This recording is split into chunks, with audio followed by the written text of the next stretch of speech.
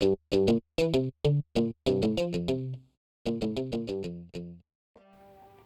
up, what up, what up? Today we're going to be talking about the Guardians of the Galaxy, Volume 2. So first off, I had a great time at the theater watching Volume 1, and I heard Volume 2 wasn't quite as good, so I went into the theater with lowered expectations, but I gotta say it was a great film. I have no major complaints. So we start with Baby Groot, who is cute as hell, and it gives us the sense that a little bit of time has passed and that our team is a little bit stronger and a little more tight-knit.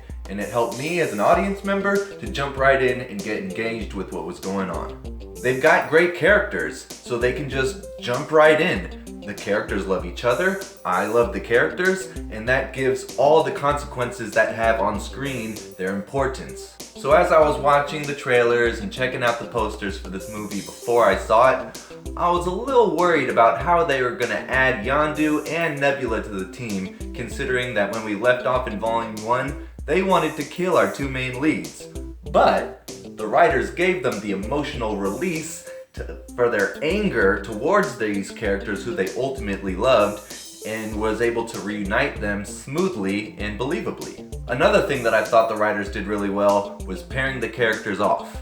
For instance, we had Star-Lord with his long-lost father, Ego. We had Gamora with her estranged sister, Nebula. We had Drax with the also socially awkward Mantis, the antenna girl. And we also had Rocket, who's a big douchebag, open up and become friends with Yondu, who is also a douchebag. We already got to see one set of dynamics between all these characters in Volume 1, so switching things up for Volume 2 added a lot to the storytelling by giving the audience a fresh perspective on things. While Guardians Volume 2 obviously had awesome action and comedy moments, I think the strength of this movie was that it had heart. The comedy is funny and the action is compelling because we care so much about these characters and their bonds of their friendship is so believable.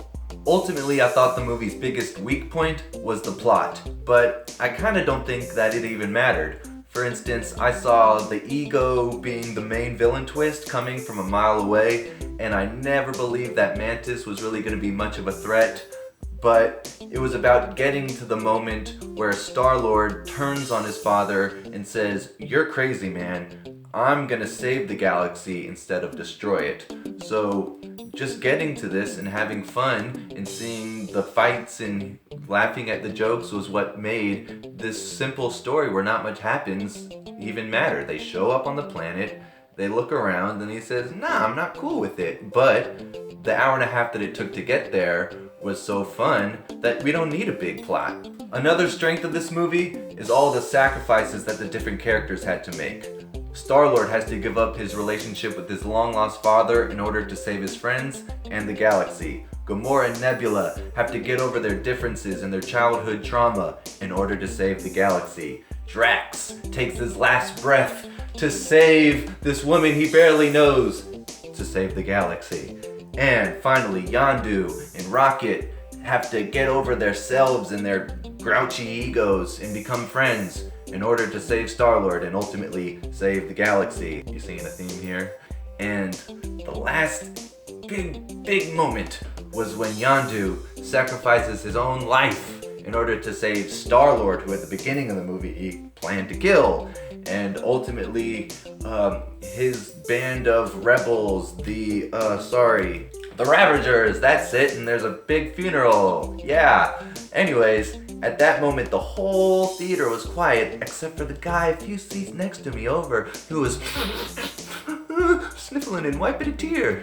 Another issue I had with the movie was the pacing of the third act. It kind of felt like it was starting to drag on, and the Ego fight felt like a video game boss battle, which is not really what you want from a movie.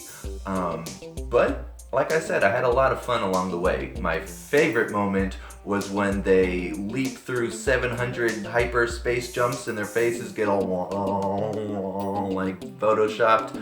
I was cracking up. My other favorite moment was Yondu. "I'm Mary Poppins, y'all!" I was cracking up. He was one of my favorite characters for sure. Also Drax. A bunch of funny moments throughout the movie. All in all, I thought everything was just bigger and better. The action, the comedy, the soundtrack was amazing. Again, bigger and better is what you want from a sequel, and I hope they keep it up. Follow me, like, subscribe, check out my other videos on rasquacheart.com. You can leave a comment, let me know how you felt about it. Peace out, y'all. Lates.